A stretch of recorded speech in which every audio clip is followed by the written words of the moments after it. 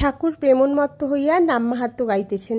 আমি দুর্গা দুর্গা বলে মা যদি মরি, আখেরে এ দিনে না তারও কেমনে জানা যাবে গো শঙ্করী। আমি মার কাছে কেবল ভক্তি চেয়েছিলাম। ফুল হাতে করে মার পাদপদ্মে দিয়েছিলাম।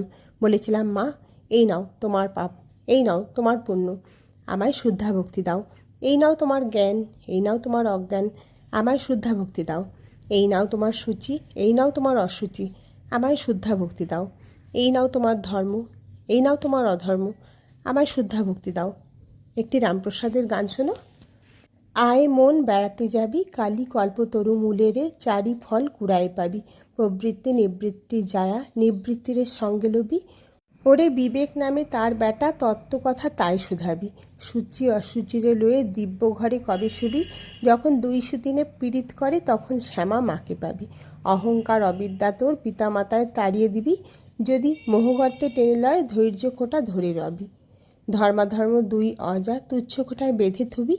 যদি না মানে নিষেধ, তবে জ্ঞান খড়গে বলি দিবি।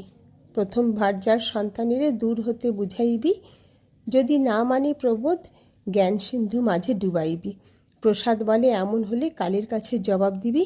তবে বাপু বাছা বাপের ঠাকুর, মনের মতো মন হবি। সংসারে ঈশ্বরলাভ হবে না কেন? জনকের হয়েছিল। এ সংসার ধোঁকার টাটি, প্রসাদ বলেছিল। তার পাদপদ্মে ভক্তি লাভ করলে এই সংসারই মজার কুটি। আমি খাইদাই আর মজা লুটি। জনক রাজা মহাতেজা, তার কিসের ছিল ত্রুটি? সে যে এদিক ওদিক দুদিক রেখে খেয়েছিল দুধের বাটি। কিন্তু ফস করে জনক রাজা হওয়া যায় না। জনক রাজা নির্জনে অনেক তপস্যা করেছিলেন। সংসারে থেকেও এক একবার নির্জনে বাস করতে হয়।